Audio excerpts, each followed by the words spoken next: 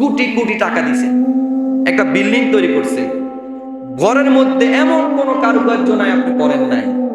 সুন্দর করে আপনার বেডরুম, আপনার ওয়াশরুম, তারপরে আপনি যেখানে ভাত খান, টেবিল, সব কিছু এত সুসজ্জিত, উপরে জিলেট বাতি, তারপরে সুন্দর কারুকার্য করছেন, মার্বেল টাইলস দিয়ে আপনি ঘর তৈরি করছেন, এত আকর্ষণীয় ঘর।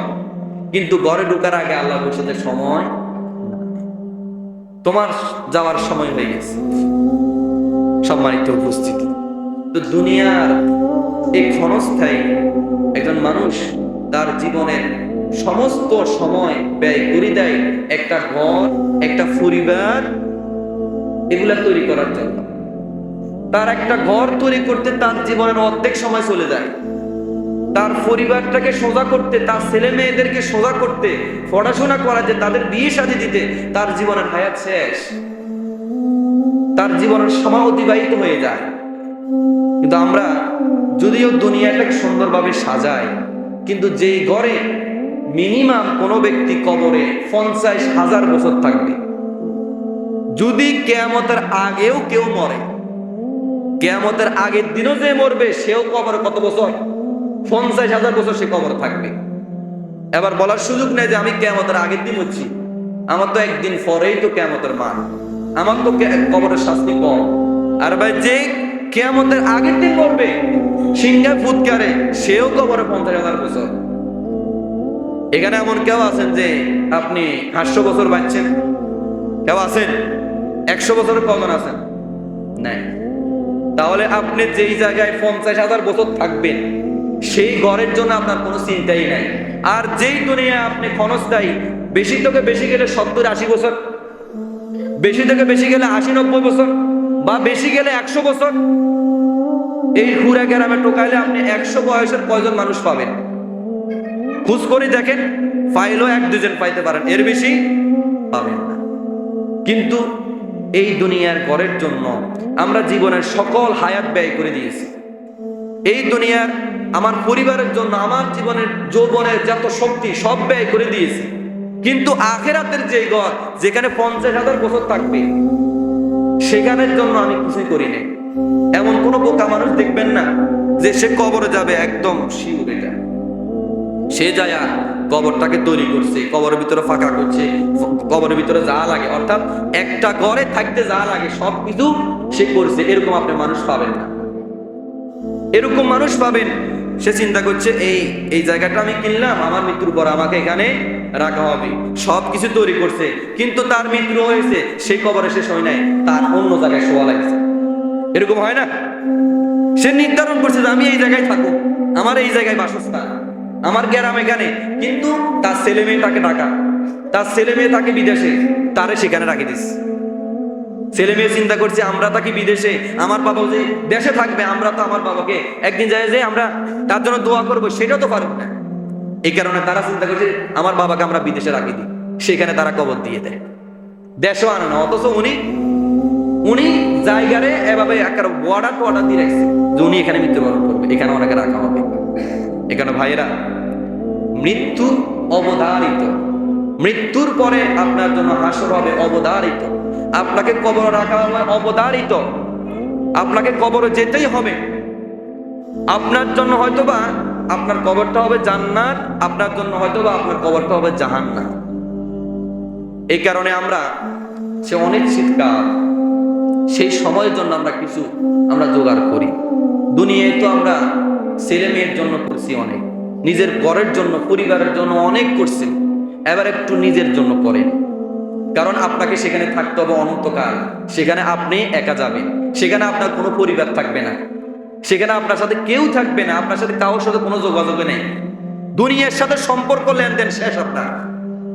দুনিয়ার কোনো মানুষ আপনার কবরে যাবে না, সকলে কবরে নামবে, সকলে কবরে কি নামবে, 2-3 জন নামে আপনাকে শোয়াই রাখবে, আপনাকে ছড়ি ছড়ি কবর দিবে, কিন্তু সবাই উড়ে যাবে, আপনি থেকে যাবেন, আপনার উঠার সে ক্ষমতা।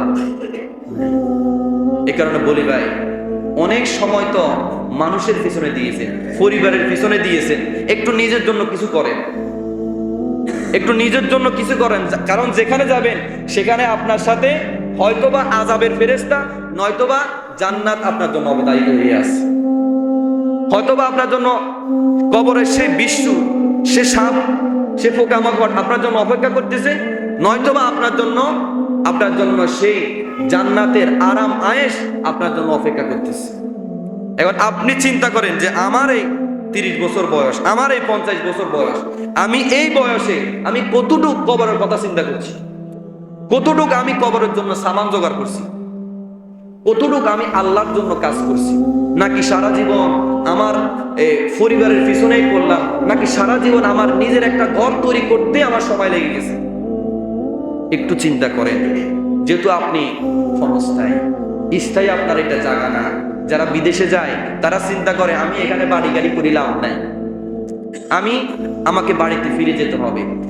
এই কারণে অনেক বিদেশিরা জিজ্ঞেস করবেন, তারা এরকম একটা ঘর নেয়, একটা রুম নেয়, এই রুমের মধ্যে একটার পর একটা এভাবে চৌকি দিয়ে তারা থাকে, কারণ সেই জায়গাটা তাদের ক্ষণস্থায়ী।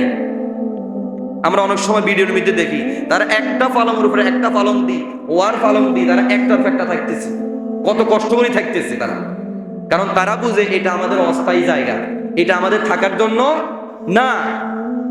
এই কারণে তারা সেখানে স্থায়ীভাবে কোনো কিছু করে না। সম্মানিত উপস্থিতি, তো আমাদেরও এই দুনিয়ায় স্থায়ী জায়গা না। দুনিয়ায় থাকার জন্য আপনি করবেন, নিষেধ নাই, কিন্তু আপনার মূল জায়গা, মূল টার্গেট হচ্ছে কবর। যে আমি যেইটাই করি আমার কবর আমি ঠিক রাখবো, আমার আখিরাত আমি ঠিক রাখবো। আমি দল করি, আমি রাজনীতি করি, যাই করি, আমার আগে আখিরাত ঠিক থাকতে হবে। দুনিয়া আমি যাই করি, কাজ কাম যা করি, পরিবার পরিজন যা সামলাই, আমি বিয়ে শাদী যা করি, আমি তাকায় থাকতে হবে আমার আখিরাত ঠিক আছে কিনা। যদি আপনি দুনিয়া করতে যাই আখিরাত পারান, আপনি সবকিছু হারাই ফেলছেন। আপনি দুনিয়ায় থাকবেন কয়েক বছর, কিন্তু আখিরাতে সারা বছর, সারা জীবন। তো এই কারণে ভাইয়েরা, দুনিয়ায় ক্ষণস্থায়ী মায়া মহব্বত, আল্লাহ বলতেছে দুনিয়াটাকে আমি মানুষের জন্য শোভনীয় করে বানাইছি, একদম আকর্ষণ করে বানাইছি দুনিয়াটা আমি। আল্লাহ পাক রব্বুল আলামিন বলেন, যুয়িনা লিন-নাস হুব্বুশ শাহাওয়াতি মিনান নিসা ওয়াল বানিন ওয়াল কানাতিরিল মুকান্তারাতি মিনাজ যাহাবি ওয়াল ফিদ্দা। আল্লাহ বলতেছে আমি দুনিয়ার মানুষের জন্য আমি এই দুনিয়াটাকে একদম আকর্ষণীয় করে মহব্বতের পাত্র হিসাবে বানাইছি।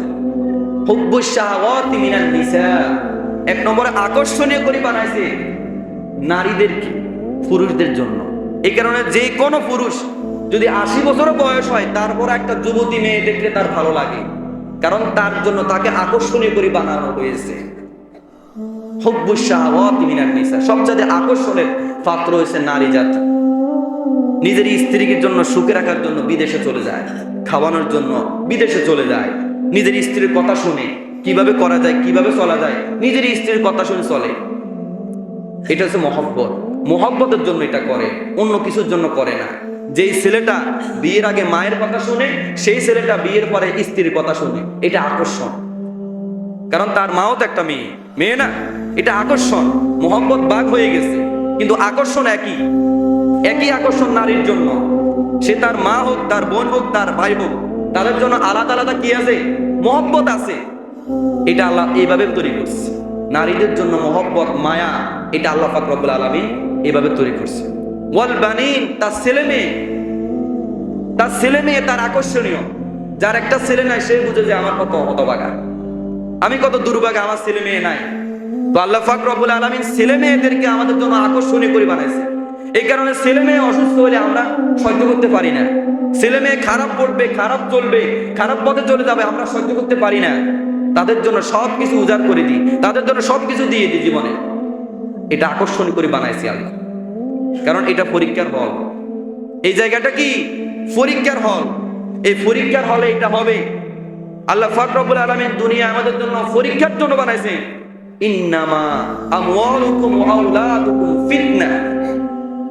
আল্লাহ বলতেছে কি ইন্নামা আমওয়ালুকুম ওয়া আওলাদুকুম, তোমাদের মাল এবং তোমাদের ছেলে মেয়ে, তোমাদের পরিবার, এটা তোমাদের জন্য ফিতনা, এটা পরীক্ষা। তোমাকে মাল দিবে, টাকা পয়সা দিবে, আল্লাহ পরীক্ষা করবে। তোমাকে ছেলে মেয়ে দিবে, আল্লাহ পরীক্ষা করবে। ছেলে মেয়ে পরীক্ষার জন্য, আপনার টাকা পয়সা পরীক্ষার জন্য। আর আমরা যদি এগুলা নিয়ে পেরেশান হয়ে যাই তাহলে তো হবে না। এটা পরীক্ষার জন্য দিয়েছে। এখানে ভাই আপনি আপনার ছেলের জন্য করেন, কোনো সমস্যা না, মেয়ের জন্য করেন, টাকা পয়সা ইনকাম করেন, কোনো সমস্যা নাই।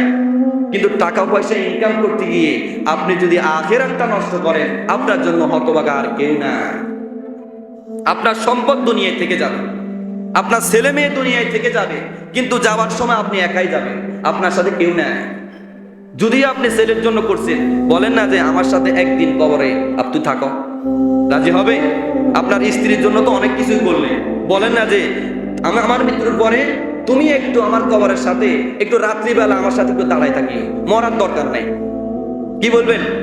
মরার দরকার না, তুমি মরিও না, আমি রাত্রি একা একা থাকুন কবরে, তুমি একটু আমার কবরের পাশে যায় দাঁড়ায় থাকবেন, মরার দরকার নাই। দেখবেন রাজি হয় কিনা, একটু পরীক্ষা করে দেখিয়ে।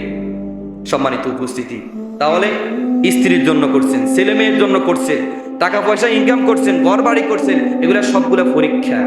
কিন্তু এগুলা আপনার জন্য পরীক্ষার জন্য দেওয়া হয়েছে। আল্লাহ দেখতে চায় যে তুমি আখিরাতের জন্য কি করো, তুমি আখিরাতের জন্য কি করো। আল্লাহ এটা পরীক্ষার জন্য দিয়েছে। সম্মানিত উপস্থিতি, আমরা অনেকে আছি টাকা পয়সা ইনকাম করতে গিয়ে হারাম পথে জড়ায় যায়, হালাল হারাম বাঁচি না। মনে হয় যে সামনে যা আছে শুধু পকেটে নেই, সামনে যা আছে শুধু পকেটে নেই। এটা কার? এটা কার? কোন জনের মানুষের? এটা আমরা অনেকে বাঁচি না, যা সামনে হয় তা পকেটে ঢুকাই। তো এটা উচিত না। আপনি দুনিয়া কামাবেন, দুনিয়ায় সব কিছু হালাল করা হয়েছে, আপনি সঠিকভাবে করেন, এটা আপনার জন্য হালাল। কিন্তু হারাম আপনার সামনে অপশন খোলা আছে, আপনি দোনো হাতে পকেটে নিবেন না, কারণ আপনার আখিরাত আছে, আপনাকে মৃত্যুবরণ করতে হবে। আপনি ঘর করেন, বাড়ি করেন, যাই করেন, কোনো সমস্যা নাই, কিন্তু আপনি দুনিয়ার ঘর করার জন্য অবৈধ ইনকাম করতেছেন, আর আখিরাত আপনার নষ্ট হয়ে যায়। এই ঘরের কোনো দাম নাই, এই ঘর পেয়ে আপনার কোনো দাম নাই। আপনার ঘরের মালিক হবে আপনার ছেলে। আপনার জায়গা সম্পত্তি যেগুলো আপনি সুদে ঘুষে লাগায় নিছেন, এগুলার মালিক হবে আপনার ছেলে মেয়ে, এগুলার মালিক আপনি হবেন না। এক এক সময় দেখা যায় মৃত্যুর 100-200 পরে আপনার যে কবর, এটাও আপনার হবে না, আপনার ওই কবরের উপরে আরেকজনকে কবর দেওয়া হবে। কারণ তখন আপনার হাত গোড় অবশিষ্ট কিছুই থাকবে না, সবকিছু মিশে যাবে। যদিও থাকে এখনো আজিমপুর গোরস্থানে যেসব কবর একদম পুরাতন 100-200 বছরের উপর হইব, সেই কবরগুলা তারা কি করে, সেই কবরগুলা আবার খুঁড়ে, সেখান থেকে হাড়গুলা এক পাশে রেখে সেখানে আবার নতুন করে মানুষ তারা সেখানে শোয়ায়, সেখানে কবর দেয়, ওই হাড়গুলা সাথে দিয়ে দেয়। তার মানে দুনিয়ায় তো আপনার কিছুই নেই, আপনার যে কবর শুয়েছেন সেই তো আপনার কিছু নাই, এক সময় সেই কবর আরেকজন শুবে। এখানে ভাইয়েরা, আর এখন যে আমরা স্বার্থপরতার দুনিয়া আমরা বিস্তার লাভ করতেছি, আমরা এগিয়ে যাচ্ছি একটা স্বার্থপরতার দিকে। সকলে নিজের স্বার্থ বুঝে, এছাড়া কিছু বুঝে না। আমাদের ছেলে মেয়ে এর চেয়ে আরো বেশি স্বার্থপর হবে। এমনও ছেলে আছে মসজিদের জন্য জায়গা দিছে, সে বলে আমি মানি না, আমার বাবা কেন মসজিদ জায়গা দিছে, আমাদের দেয় নাই।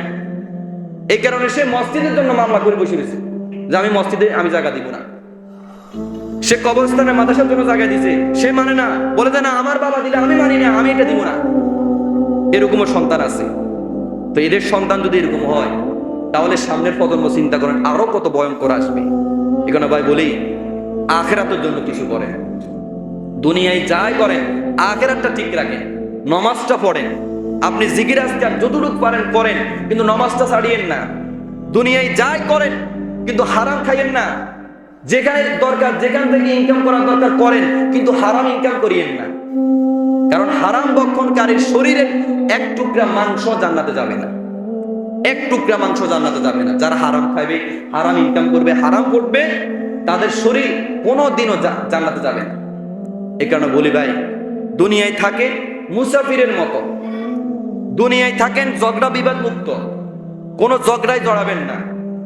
মনে করবেন যে আমি এই সমাজের একজন মুসাফির, কয়েকদিনের জন্য আসছি, আমি সবার সাথে সালাম আলকিতে কথা বলবো, কাউকে উপকার করলে করবো, যদি উপকার করতে না পারি ক্ষতি করব না, সুন্দরভাবে নিজের পরিবারটাকে সুন্দর করে ইসলাম অনুযায়ী করবো, নিজে মুসাফিরের মতো থাকে। এত বিশাল বড় দালান পোড়া ঘর বাড়ি করার স্বপ্ন একটু বাদ দেন। যার যত চাহিদা সে তত গুণা বেশি করে। যে যত দুনিয়ার ভিতরে ঢুকে, যে যত দুনিয়া কামাতে চায়, সে তত গুনার পায়তারা করে, তার সামনে তত গুনাহ আসে। এটা একটার সাথে একটা জড়িত। এখানে বলি, দুনিয়াটা আপনি করেন, কিন্তু আখিরাতটা নষ্ট করে না, কারণ আখিরাতে আপনাকে অনন্তকাল থাকতে হবে। সম্মানিত উপস্থিতি, তো বলি যে মৃত্যু অবধারিত, এটার কোনো সময় কোনো নির্ধারিত করা হয় নাই। এই কারণে যুবক বয়সে আপনি মৃত্যুবরণ করতে পারেন। এই কারণে বৃদ্ধ বয়সের জন্য অপেক্ষা করবেন না যে বৃদ্ধ হইলে আমি আবাদত করব, এর আগে আমি একটু আনন্দ ফুর্তি করি, এর আগে আমি একটু মৌজ মাস্তি করি, এটা করবেন না। দুনিয়াটা আপনাকে এভাবে যদি দুনিয়ার ভিতরে ঢুকতে থাকেন, এক সময় আপনার আখিরাতের জন্য কিছুই থাকবে না। এ কারণে বলি আখিরাতের জন্য করেন, যাই করেন আখিরাতের জন্য করেন।